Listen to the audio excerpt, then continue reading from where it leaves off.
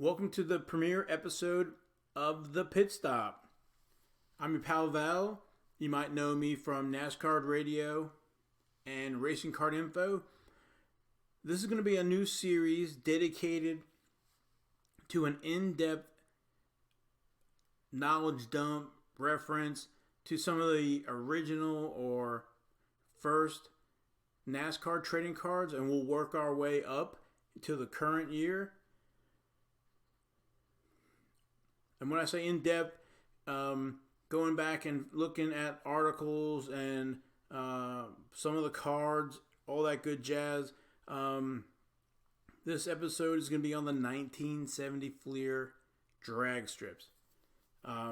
This is actually accredited to being the first. Has two cards in it that are NASCAR. The other cards are Indy and some other stuff. I first found this set looking through the Beckett, I believe, and this is dated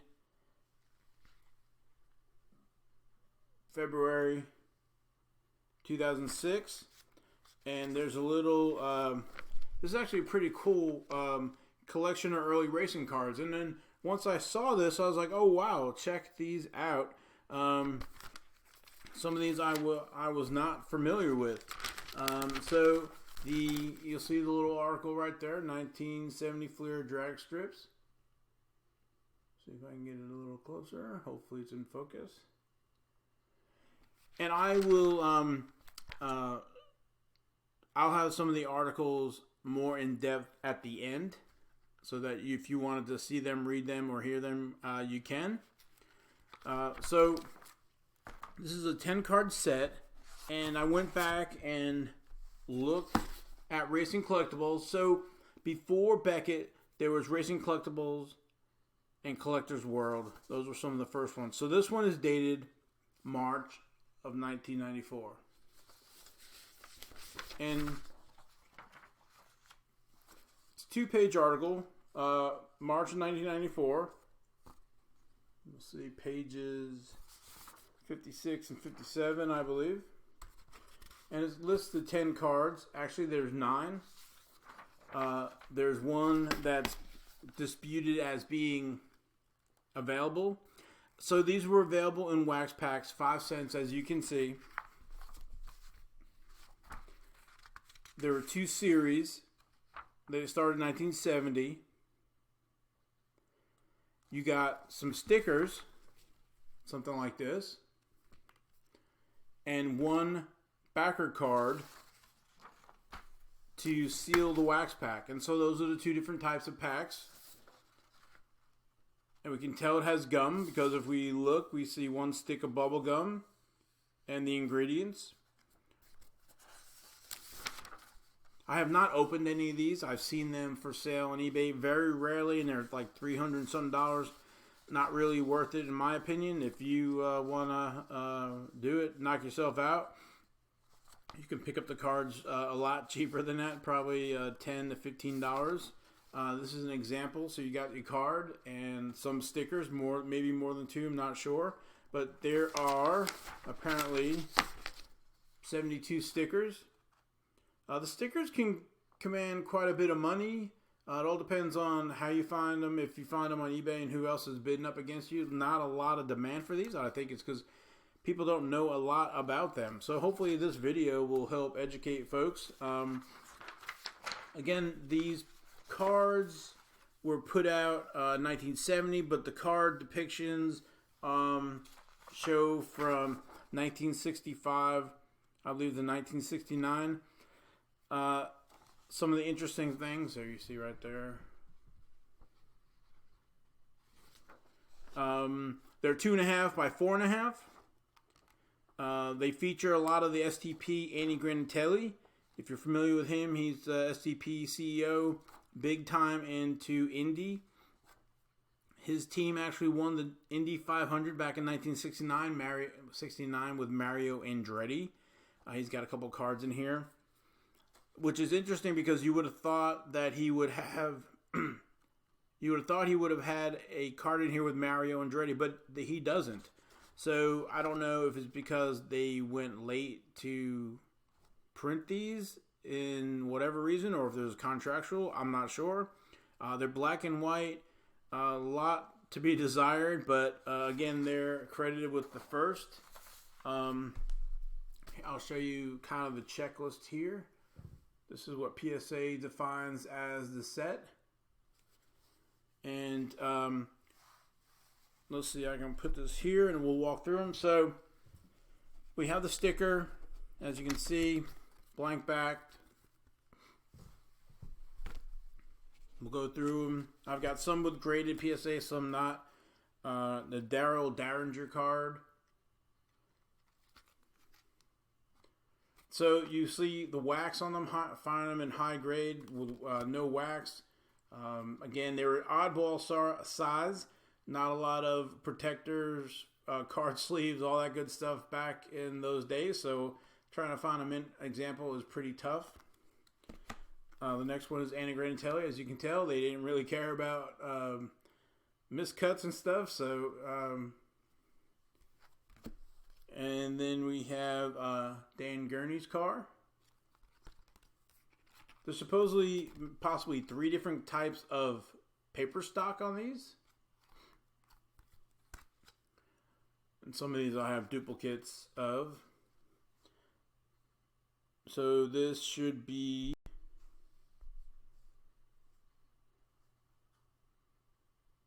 Graham Hill's card, number 70. Then we have Pernille Jones. I believe he almost won the Indy 500, but a $10 part transmission knocked him out like 8 miles before the end of the race. I believe that's a turbine car. So if you read up on him, Andy Granatelli, you'll see. This is Joe Leonard. Then comes Joe Leonard with Andy Granatelli, which I don't have raw, I have graded. Then we have the Ken Miles Lloyd Ruby car, if you've seen Ford versus Ferrari.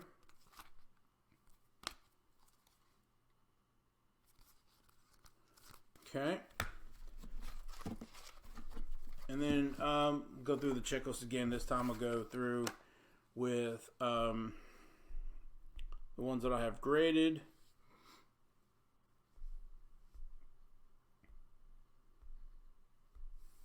So this is Darryl Derringer's car.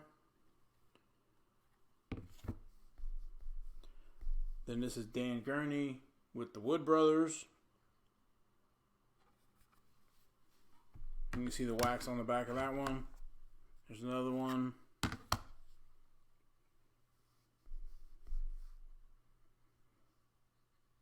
This is Graham Hill's car. Then this is one of the ones I was missing. This is Joe Leonard and Andy Granatelli, as you can see. I believe that's 1968, and I'll show you why I know that in a minute. And then we have Ken Miles, Lloyd Ruby. That's a 6. Again, these are all like 5 and 6s and stuff like that. So trying to find high grade. There's no 10s, I don't believe. And then so if you know anything or follow me at all, and I would recommend if you're interested in NASCAR trading cards or learning stuff about NASCAR trading cards, vintage stuff, these videos might be a competitive advantage for you if you watch them. So I would say subscribe to my YouTube channel. I appreciate it. I give out shout outs on the other videos I do for box breaks and everything. So I'm a big advocate or whatever that I enjoy getting the cards and getting the cards signed. So as you can see, this is Darryl Derringer's car. It's signed by Leonard Wood and Glenn Wood. Then I got another version here signed by Dan Gurney. I actually did that through the mail. And then Leonard and Glenn Wood at the NASCAR Hall of Fame. And another Leonard Wood. And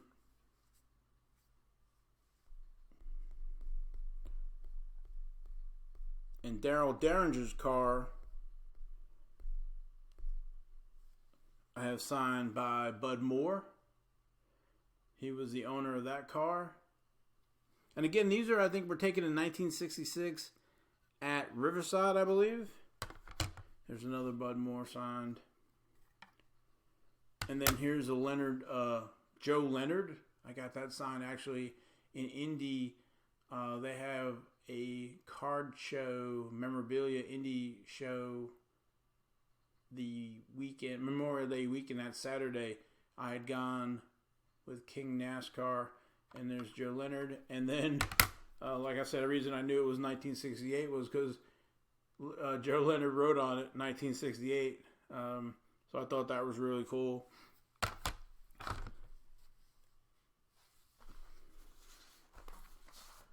So again, the article was in the March 1994.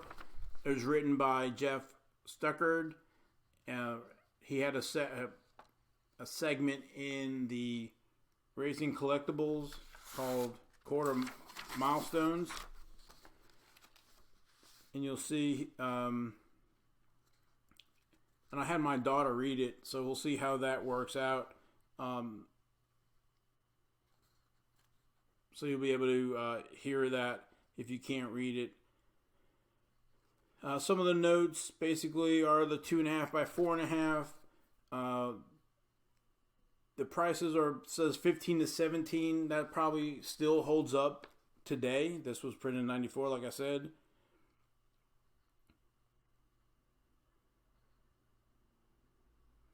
He mentions about how rare these are. He wouldn't consider like the 88 Max Myrtle Beach cards or anything to be rare as this back then. This is before the eBay and the internet. So you have access to more collectibles, I guess, now than you did then. He says they were printed in Fleer sometimes between 69 and 71. So my guess it would be late 69. That would explain why Andy Granatelli and Mario Andretti is not in there. But it's a cool little set. There was a second set called Stick Shifts. I have not messed around with that. I went after these because of the NASCAR trading cards in them with Darrell Derringer and Dan Gurney. And like you saw that I had gotten some of those autographs. So that's going to wrap it up for now. I will continue this on with some slides and the reading of the article. And then we're going to be gearing up for the 1972 STP, which is the first full set of NASCAR trading cards. They were given away by Andy Granatelli. And we will catch you soon. When we speak about rare concerning collectible racing cards, several sets might come to mind. Not the 1988 Max, while in demand, cannot be considered truly rare, although some of the Myrtle Beach print might be close to that title. Indeed, anything produced since the advent of the hobby of collecting racing cards probably would not stand up to the test of rarity.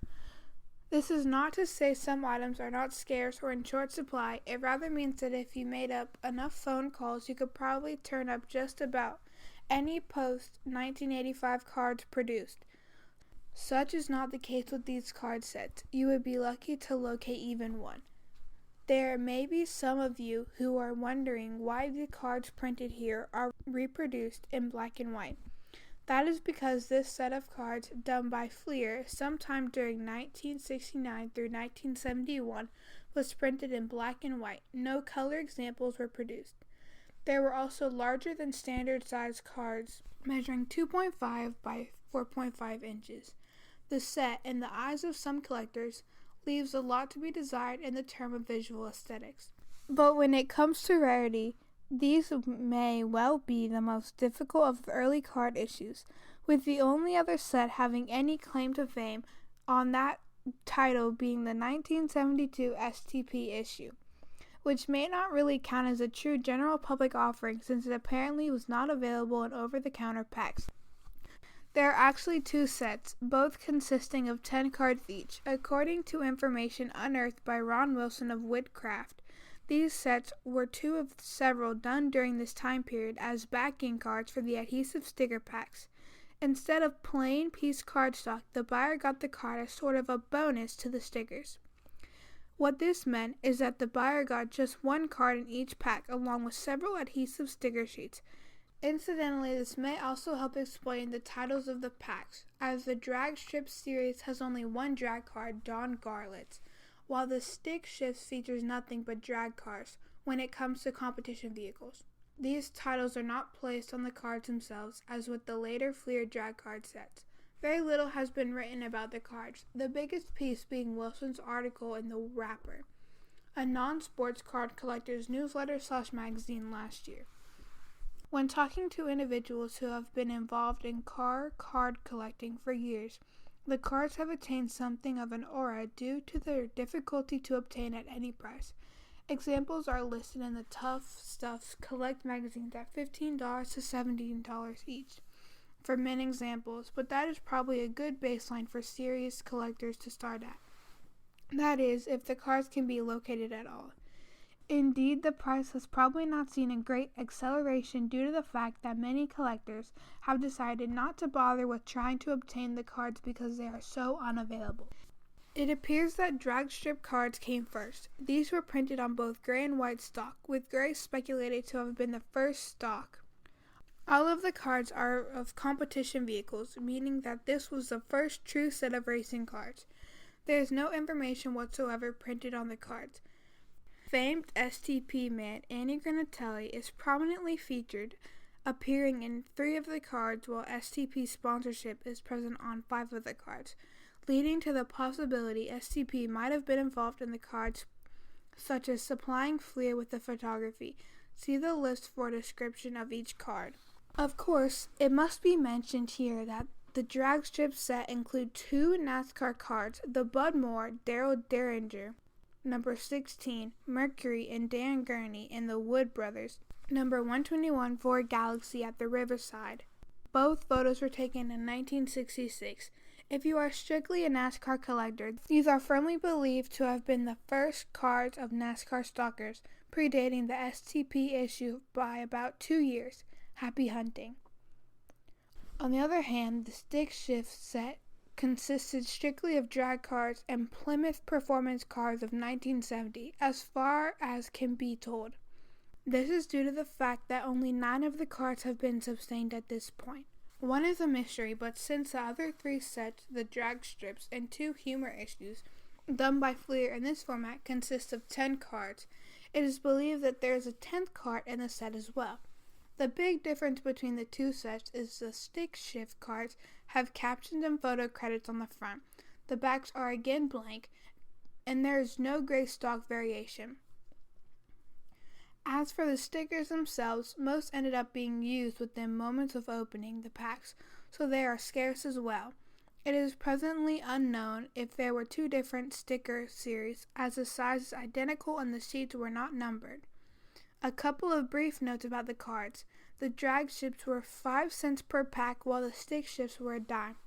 It is not believed the amount of product increased with the price, as the weight remained the same. There are at least 2 different Dragstrips wrappers, with the stickers illustrated on the packs being the major change, and 1 known type of Stick Shift wrapper. Finally, whatever the distribution was on the cards, the total product run does not appear to have been very large. No region of the country is thought to produce more examples than any other, but one collector stated he thought the cards may have been isolated to the Midwest. We know, however, from the information unearthed during the Fleer Drag Issues research that the company tended to test market across the country. The sales must have been somewhat positive, as the second series was done, but again, the fact the packs were bought for the sticker rather than the card content means that the Dragstrip and Stick Shift backing cards may have suffered a much higher attrition rate than other standard cards did. Backing cards may have suffered a much higher attrition rate than other standard cards did. That's all for the pit stop.